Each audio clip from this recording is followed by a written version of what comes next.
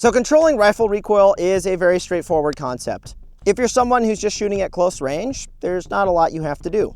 5.56 rifles don't have a whole lot of recoil, even if they just have an A2 birdcage or some other flash hider. You can basically just put the dot on a target, rip the trigger, and you'll have pretty good hits. Where it starts to get a little more complicated is when you want to shoot targets a little bit further away. In this case, I have 3 USPSA targets at around 35 meters.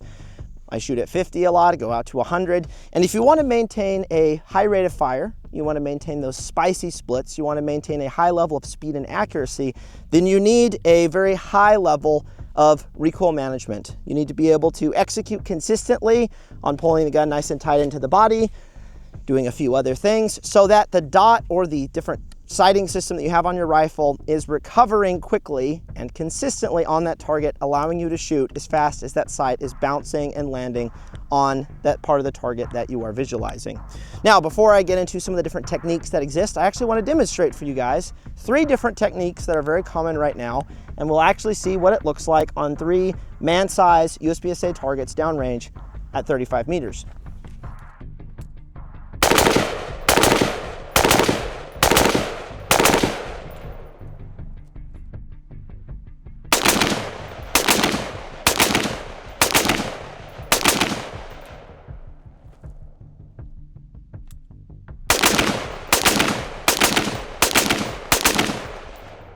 So the first technique that I utilized on these 3 targets was stock is in the, it's connected to my body, but minimally. I'm foregoing a lot of surface area that I could be having in my shoulder pocket, but I am still pulling the gun nice and tight into the body. So I'm doing this properly and this not quite as good.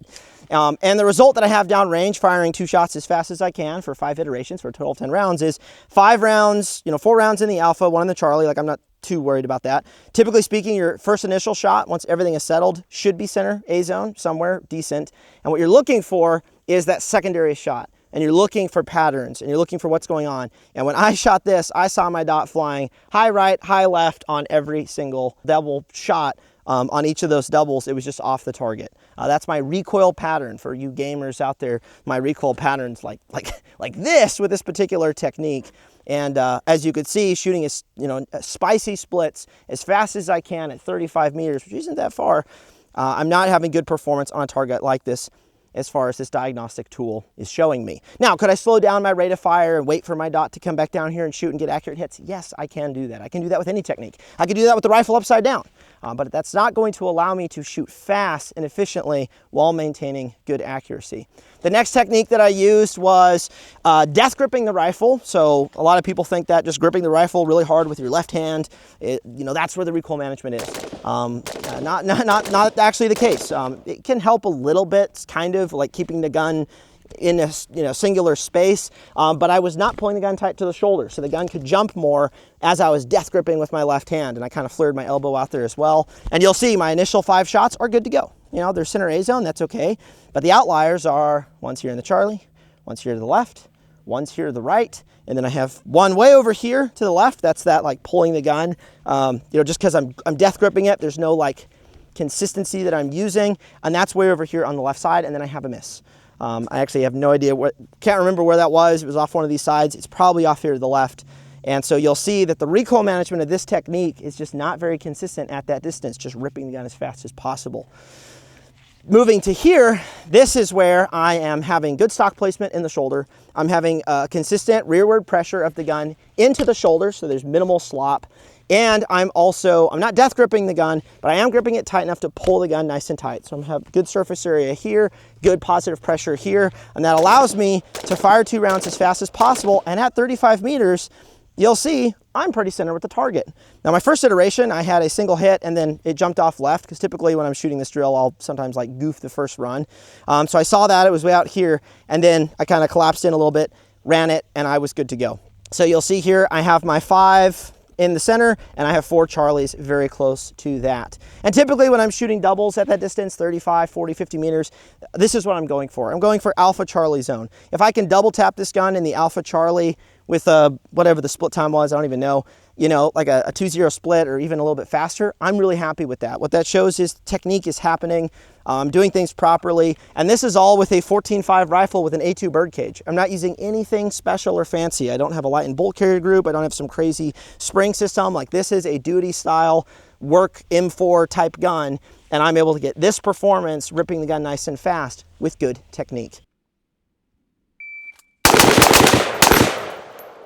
So the other technique that you need to be aware of that does make a difference, there's like 3 techniques to controlling recoil. There's obviously pull the gun nice and tight into the shoulder, utilize as much surface area as you can, connect it to your body or your kit even, if you're running like a plate carrier. The third is consistent surface area or connection to the gun with your face, with your head, with your noggin. Believe it or not, having more face on the gun helps with indexing the rifle to a particular target. Now, this point becomes very important if you're someone who likes to run top dots on top of scopes, maybe a really tall offset or a really tall skyscraper mount. There are some advantages optic setups like that will afford and will give you, but you are giving up on some recoil management principles or some index principles. Specifically, when you start to move the gun from a high ready position, or you're not already, connected, the gun's not already connected to your shoulder pocket, it is going to be harder to find that consistent index point from where I'm looking and putting the target in that spot. You will get much more consistent index of placing that dot on the target you're looking at by having more face on the gun. Plus, if you're not pulling the gun super tight into your shoulder pocket, your face actually dropping down onto the stock helps eliminate some of that wobble. Now, that's not to say that you can't do good recoil management with a setup like this. So I have a aimpoint acro on it's like a 157 type scope mount. It's super tall. It's probably right at 3 inches, 2.9. It's like really tall, really up there. And you'll see that if I punch out with this rifle, my head is barely touching the stock. So I'm gonna have to really double down on my stock placement in my shoulder and pulling the gun nice and tight into the body in order to have good recoil management. We'll see what that looks like.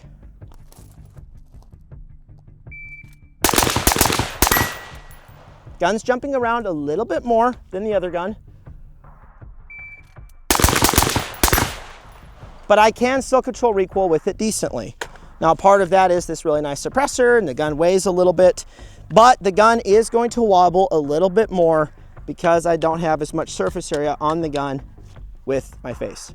So that's the down and dirty of controlling rifle recoil. One thing I do recommend when you go out to the range is utilize the doubles diagnostic tool and experiment. Play around with, do you like to have your arm out? Do you want to have it under? Do you want to run a vert grip or not? You'll see that a lot of my guns don't have vert grips, and that's because I don't need them on most of these guns to have that consistent pressure pulling the gun tight into my shoulder. But give it a shot. Throw it on there, pull nice and tight, do doubles at 25, 30, 40 meters. Take it off, try it without.